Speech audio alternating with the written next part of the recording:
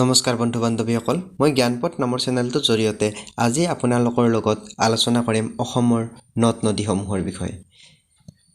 river system of Assam যি অসমত প্ৰধান নদী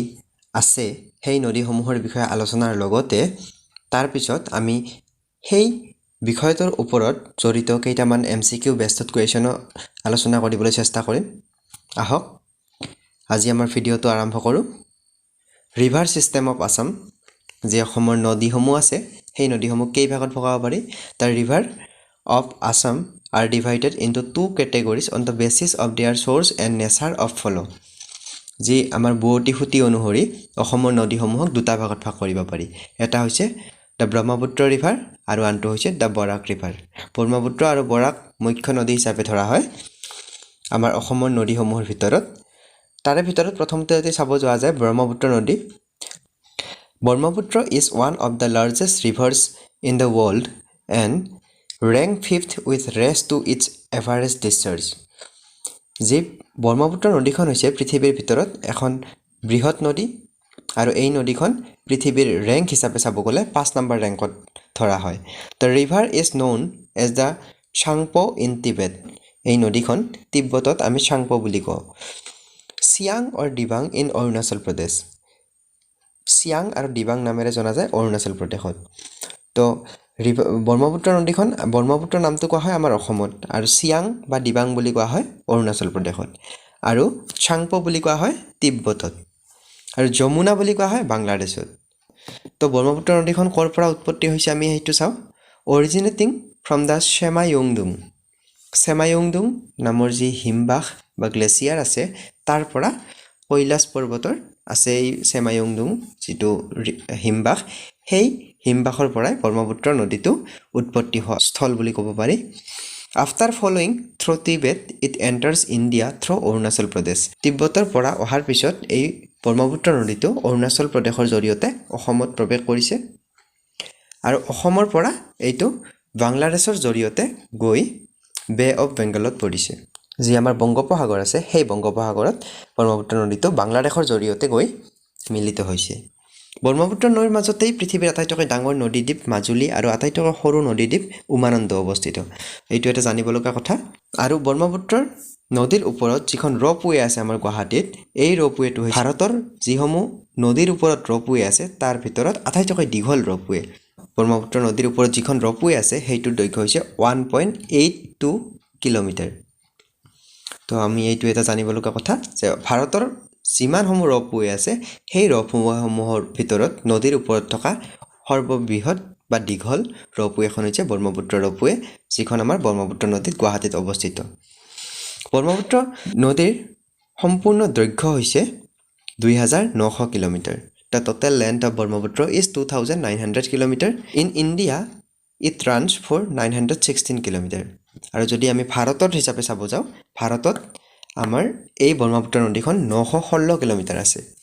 আৰু যদি তাৰে বেছি শতাংশই আমাৰ অসমত আছে অসমত কিমান আছে 725 কিলোমিটাৰ 725 কিলোমিটাৰ আমাৰ অসমত ব্ৰহ্মপুত্ৰ নদীখন বৈ আছে এটা বিশেষকৈ যি আমাৰ কম্পাৰেটিভ এক্সামসমূহ পাতা হয় তাত বিশেষকৈ কিছুমান ট্ৰিবিউটাৰিজ অফ ব্ৰহ্মপুত্ৰ ৰিভাৰ্ছ ওপৰত কুৱেশ্যন আহে যে কোনটো আমাৰ দক্ষিণ পাৰৰ নদী কোনটো আমাৰ উত্তৰ পাৰৰ নদী এইসমূহৰ বিষয়ে প্ৰশ্ন আহে তো আমি চাওঁ লেফ্ট ট্ৰিবিউটাৰি বা সাউথ বেংক যি আমাৰ দক্ষিণ পাৰত অৱস্থিত ব্ৰহ্মপুত্ৰৰ উপনৈসমূহ সেইসমূহৰ বিষয়ে চাওঁ লেফ্ট ট্ৰিবিউটাৰিৰ অন্তৰ্গত বা দক্ষিণ পাৰত অৱস্থিত নদীসমূহ হৈছে বুঢ়ী দিহিং দিচাং দিখৌ জাজি ভোগদৈ কপিলি দুধনাই কৃষ্ণাই কুলচি এটচেট্ৰা এই যিসমূহ আমি নদীসমূহৰ বিষয়ে ক'লোঁ ইয়াৰ পিছতো বহুত নদী আছে যিসমূহ মই ইয়াতে ইনক্লুড কৰা নাই সেই আটাইসমূহ নদী মুখ্যতঃ যিবিলাক কুৱেশ্যন এক্সামত আহে তাৰ ওপৰত মই ভিত্তি কৰি এই নদীকেইটাৰ বিষয়ে কৈছোঁ বুঢ়ী দিহিং দিচাং দিখৌ জাজি ভোগদৈ কপিলি দুধনাই কৃষ্ণাই কুলচি এই যিসমূহ নদী আছে এইসমূহ হৈছে ব্ৰহ্মপুত্ৰৰ দক্ষিণ পাৰত অৱস্থিত বা দক্ষিণ দিশত অৱস্থিত উপনৈ ব্ৰহ্মপুত্ৰৰ এই নদীসমূহৰ ভিতৰত ব্ৰহ্মপুত্ৰৰ দক্ষিণ ফালৰ আটাইতকৈ ডাঙৰ যিখন উপনৈ সেইখনে হৈছে কপিলি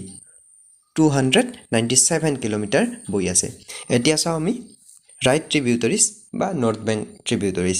আমি উত্তৰ দিশত ব্ৰহ্মপুত্ৰৰ উত্তৰ দিশত যিসমূহ নদী আছে তাৰ বিষয়ে চাব যাওঁ উত্তৰ দিশত নদীসমূহৰ বিষয়ে চাবলৈ গ'লে প্ৰধানকৈ আমি প্ৰথমতে ক'ব লাগিব সোৱণশিৰি 442 কিলোমিটাৰ দীঘল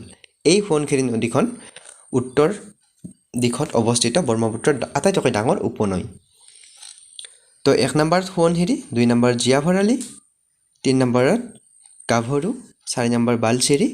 5 number Dhansiri 6 number Barnadi Puthimari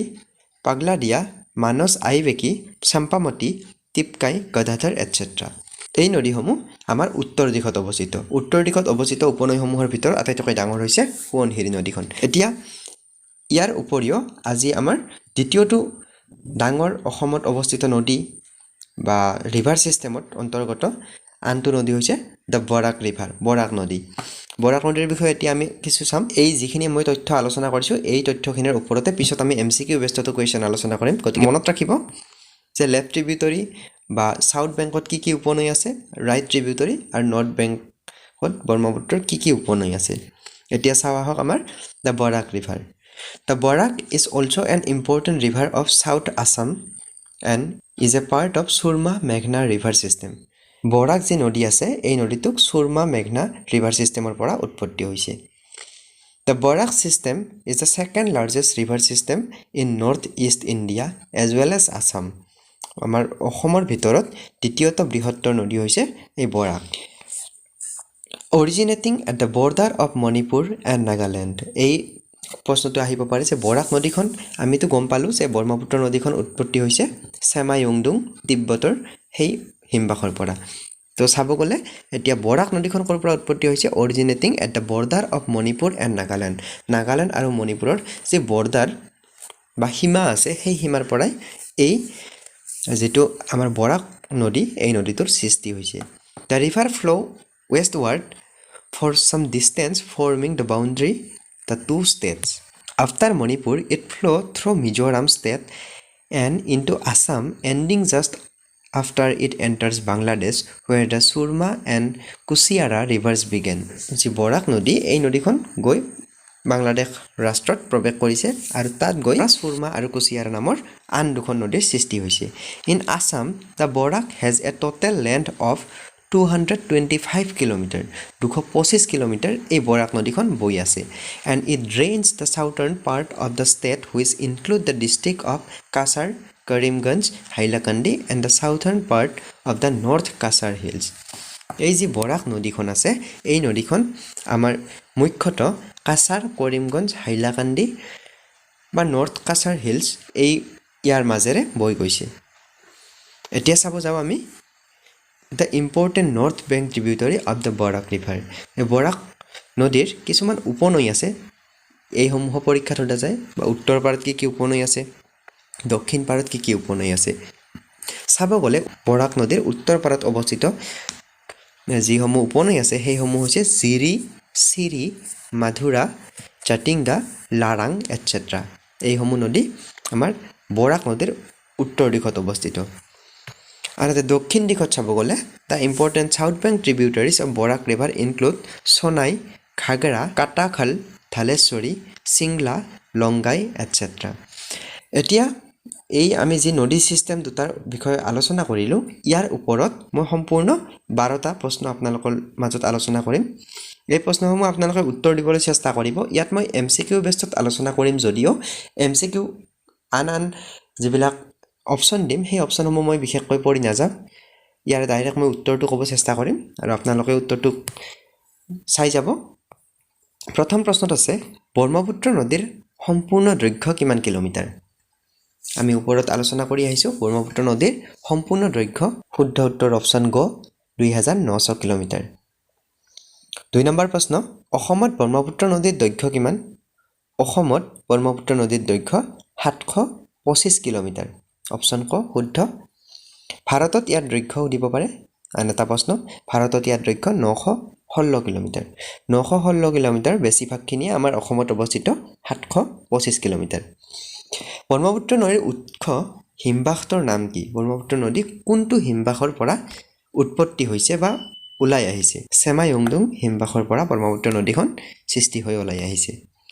4 number প্ৰশ্ন ব্ৰহ্মপুত্ৰ নদীখন তিষ্টা নদীত লগ হৈ কি নামেৰে পৰিচিত তো ইয়াৰে শুদ্ধ উত্তৰটো হ'ব অপচন ক যমুনা ব্ৰহ্মপুত্ৰ নদীখন তিষ্টা নদীত লগ হৈ যমুনা নামেৰে পৰিচিত হৈছে 5 নম্বৰ গাই নদীখন হ'ল ব্ৰহ্মপুত্ৰ নদীৰ উপনৈ এই নদীখন কোন দুখন ঠাইত অৱস্থিত এটো এপিএসসি ত আগতে 2001 চনত আৰু 1999 চনত কুৱেশ্যনো আহিছিলে ইয়াৰে শুদ্ধ উত্তৰটো হ'ব দিহাং আৰু সোৱণশিৰি দিহিং আৰু সোৱণশিৰি নদীৰ মাজত গাই নদীখন অৱস্থিত 6 নম্বৰ প্ৰশ্ন তলত উল্লেখিত কোনখন নৈ ব্ৰহ্মপুত্ৰৰ উত্তৰ পাৰৰ উপনৈ নহয় ইয়াতে নহয় সুধিছে ব্ৰহ্মপুত্ৰৰ উত্তৰ পাৰৰ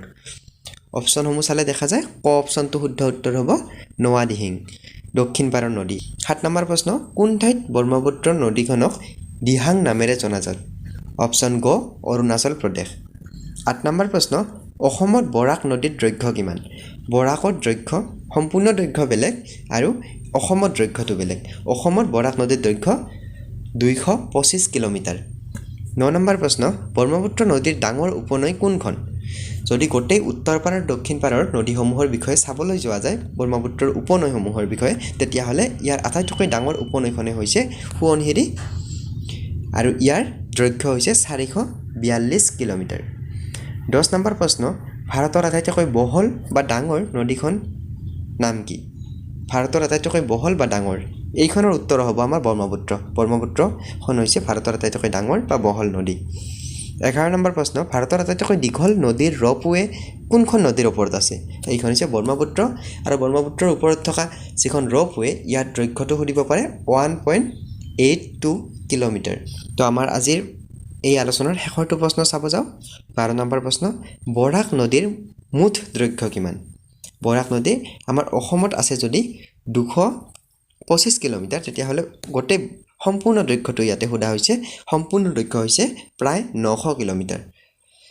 বৰাক নদীখন কোন ফালৰ পৰা বৈ আহিছে এটা প্ৰশ্ন আহিব পাৰে ই মণিপুৰৰ মাজেৰে পশ্চিম দিশে বৈ গৈ নাগালেণ্ডত প্ৰৱেশ কৰে আৰু তাৰ পিছত দক্ষিণ পশ্চিমলৈ প্ৰবাহিত হয় আৰু অসম ৰাজ্যত প্ৰৱেশ কৰে ইয়াৰ পৰা ই বাংলাদেশৰ ফালে যায় আৰু হগা বজাৰৰ মাজেৰে বাংলাদেশত প্ৰৱেশ কৰে তো আজিলৈ এই আলোচনা শেষ কৰিছো ধন্যবাদ জ্ঞাপন কৰিছো আপোনালোকে যদি এই আলোচনাটো ভাল পাইছে অসমৰ নদ নদীসমূহৰ বিষয়ে যিকেইটা প্ৰশ্ন আমি আলোচনা কৰা প্ৰশ্নকেইটা যদি আপোনালোকে সাৰ্থক হিচাপে অনুভৱ কৰিছে তেতিয়া হলে ভিডিওটো লাইক কমেন্ট শেয়াৰ সাবস্ক্ৰাইব কৰিব নাপাহৰিব ধন্যবাদ জ্ঞাপন কৰি আজিৰ ভিডিওটি ইমানতে সামৰিছো ধন্যবাদ